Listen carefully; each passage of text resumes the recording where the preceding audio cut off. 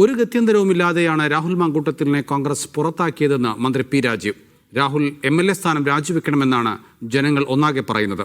ഒരു പാർട്ടിയും ചെയ്യാത്ത ചേർത്തുപിടിക്കലും അംഗീകാരവുമാണ് കോൺഗ്രസ് നൽകിയത്. പരാതികൾ വന്നിട്ടും നടപടിയെടുക്കാതെ രാഹുലിന് പദവികൾ നൽകി. കോൺഗ്രസാണ് ഈ അവസ്ഥ സൃഷ്ടിച്ചതെന്നും മന്ത്രി പറഞ്ഞു.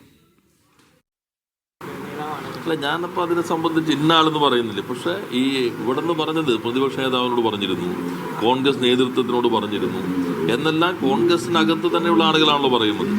അവർ ഒരു നടപടി എടുത്തില്ല എന്ന് മാത്രമല്ല, അവർ ചെയ്തത് എല്ലാ പ്രോത്സാഹനവും നൽകി, പുതിയ പദവികൾ നൽകി, ഇവിടെ നിന്ന് അവിടെ കൊണ്ടുപോയി മത്സരിപ്പിച്ചു, എല്ലാ പ്രോത്സാഹനവും നൽകി ഈ അവസ്ഥയിലേക്ക് എത്തിച്ചു.